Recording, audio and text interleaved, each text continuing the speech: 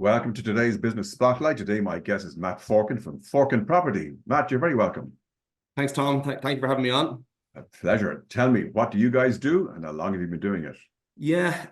Well, we are Forkin Property. We're estate agents based here in Wicklow Town in County Wicklow. So we mainly focus on kind of the residential and market, do some commercial, but generally residential, both secondhand, and probably the largest part of our business right now is actually new homes. So Wicklow would be very much a kind of a boom area. We're on that N11 corridor.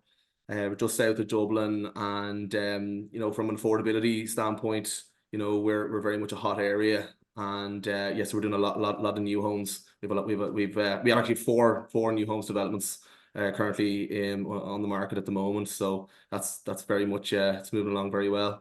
That would be music to a lot of people's ears. We were looking for property, and also being adjacent to the M50 makes access to Dublin and everything Exactly. et cetera there. So tell me, presumably your rise to success hasn't been a straightforward line. No. I started the company with another guy back in 2008 at the grand old age of 22. So just as the Celtic Tiger was on his deathbed, Waning. we set up an estate agent. So we I suppose we were young, and we were a little bit wet behind the ears, but we persevered through very, very bad times. They started off bad and got a hell of a lot worse. But it was the same for everybody. It was the same for everybody in those times. That's it. But the thing about it was we were so young and we didn't have a huge amount of responsibilities or families or anything like that. So it was we could stick at it. And so it took time. It took time, but it's grown year on year, and it's remained that way. And you've built a strong team now, presumably at this stage. We do, yeah. So we've a good team. So we have 5 full-time employees and then 1 part-time. So it's so that would have grown originally from just the 2 of us. And my former partner's left the company since. It's just myself now as sole director. And we have 3 other agents, an office manager, and then part-time accounts person, and obviously myself as well. So it's grown over time. And very good. So you've been going since 2008, but then you rebranded, you were saying earlier to me before. So we started out, the original name of the company was Forkin Estates. And then in 2015, we joined the REA group, which is Real Estate Alliance. And we just made the decision there last year to move away and just go solo. A few other people have done the same. It's a REA group is a co-op setup, and it from our side of things, it just kind of run its course, and we went a different direction from where the group was at. So that was basically it. So what would you attribute to your growth to in recent years? Well, I suppose there's the old cliche of hard work and determination, but there was a lot of that. I think a big one as well would be kind of networking and aligning ourselves with the right clients, really.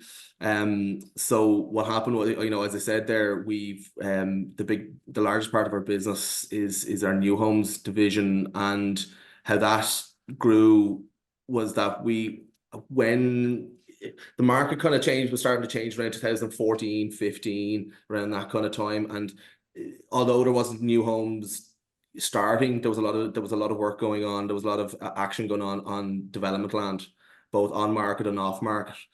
And what we ended up doing was aligning ourselves with a couple of larger developers that and giving them advice and service, and most of the time for free. We weren't charging.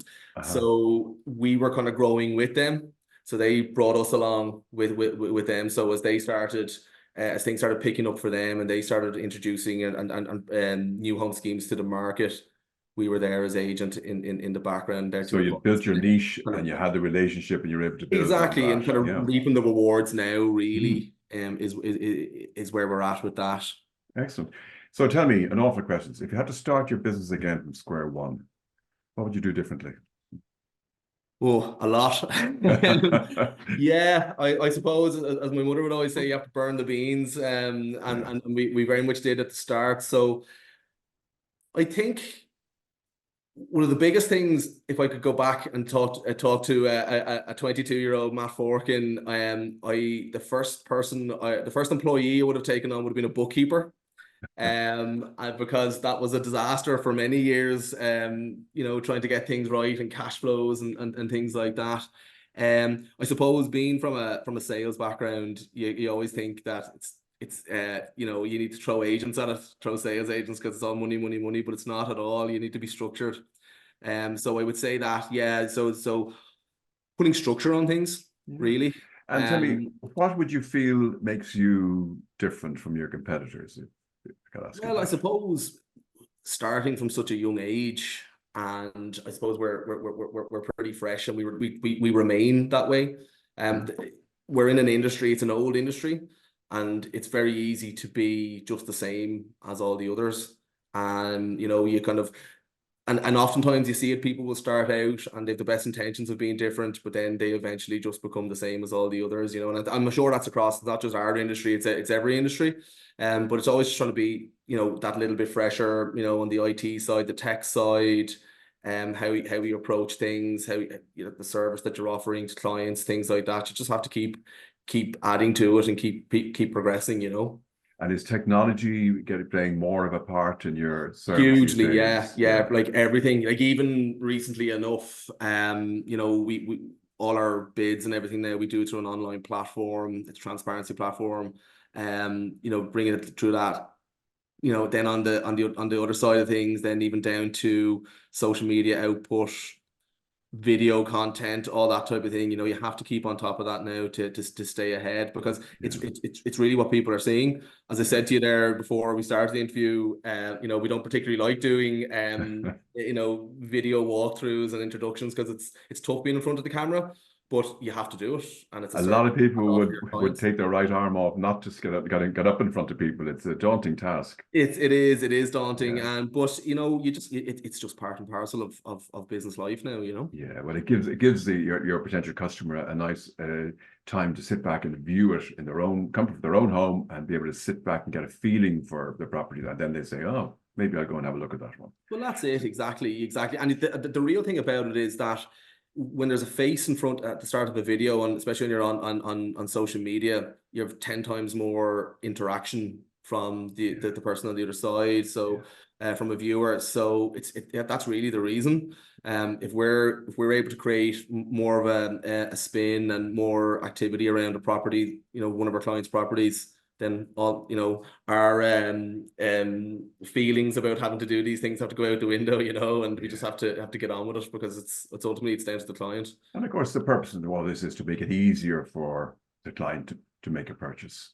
Exactly, exactly. More information, they can make a better Yeah, and decision. Yeah. you'd be surprised how much interaction you do get from social Mm. media now. And people do see it. Like sometimes what we actually would do is we will start the social media campaign before we post the properties to your websites like Daft and My Home, things like, just to see what reaction is out there. Mm-hmm. Because if that's when you really see if it's working. Because most people, you would feel that, not until it goes up on Daft or in the window of the shop that people are going to see it. But you want to see what reaction you're truly getting from social media, and you'd be surprised.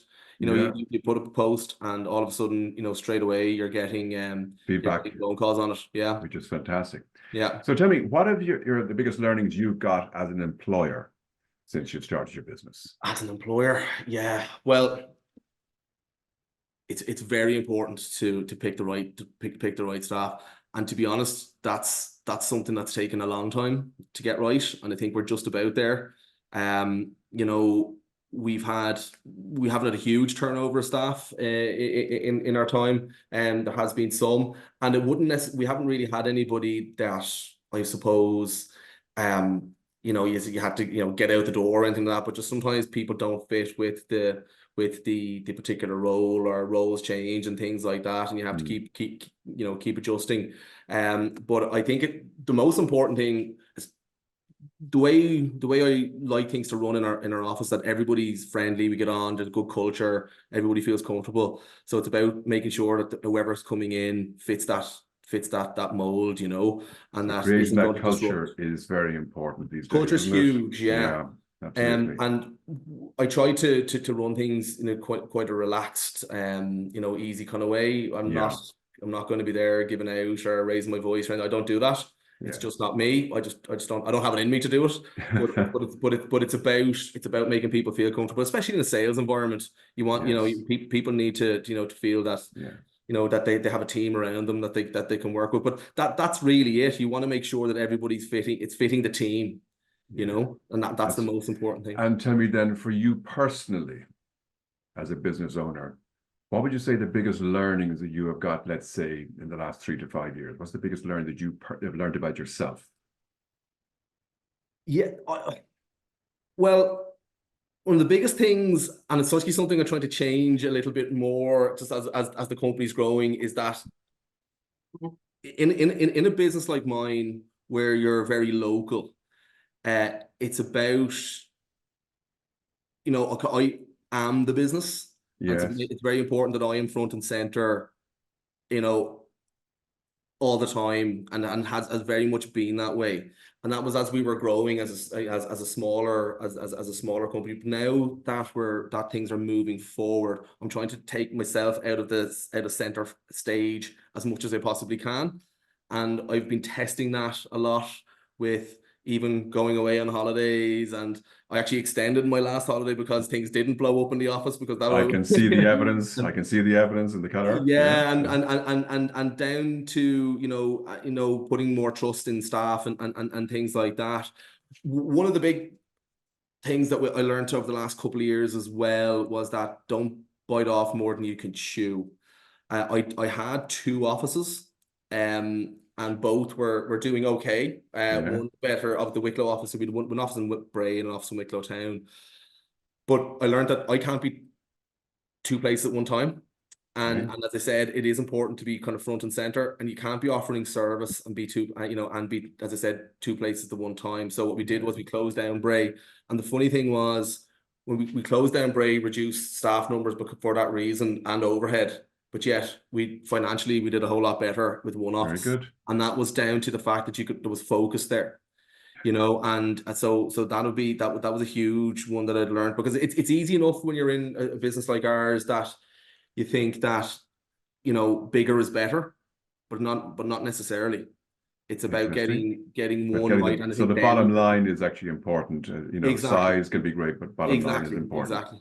So tell me that is kind of brings us on to a couple of interesting things there. So you've got your team organized, you've got your culture organized, you've got focus in your business, etc. So what advice to a budding entrepreneur who might be listening to this? What advice would you give to an entrepreneur if where they are, maybe they've got through the first 3 years? What advice would you give to them now? I suppose,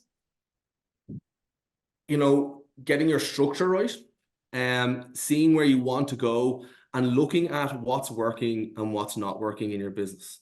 That's huge. Take a step back and look in. I did that about 2 years ago, and it's very easy to get caught up in the everyday. And you think everything's hunky dory because the money's coming in, you're profitable and everything like that. But sometimes when you take a step back, look in and say what is working and what's not, who's working, who's not, and things like that. Like, we've cut out certain services and everything like that we were offering for years, because when I really looked at it and got down to it and got down into the financials and things like that, they just weren't working. And we've just completely cut that out. And again, that comes back again to that'll focus you a lot better.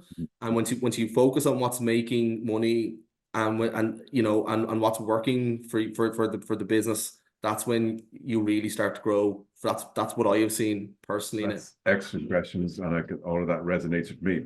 So last question, can I just ask you, what does the future look like in your business and perhaps your industry? Yeah, well, right now, our own business is going from strength to strength, and yeah, so we you know 2024 is looking rosier now than 2023 and 25. Good. 2025 is looking rosier again. So yeah, from our point of view, everything's looking very well. We're still growing. We've got new team members coming on now in the next couple of months, and yeah, we're just really getting stuck into things. We have our second-hand side of the business is growing at a very good rate at the moment. I know in our industry, one of the big things is that people are finding it hard to actually get stock. Their stock levels are quite low, and but we've been very lucky. That ours have maintained at quite a high pace. From new home side of things, it's going from strength to strength. We have a number of new schemes in pipeline and releases of new schemes. One of which is actually this weekend, and yeah, it's looking very good. From an industry standpoint, I suppose it's very well documented. Prices, have increased considerably recently, but I do believe they are coming, especially in this area, they're going to plateau a little bit and will steady up.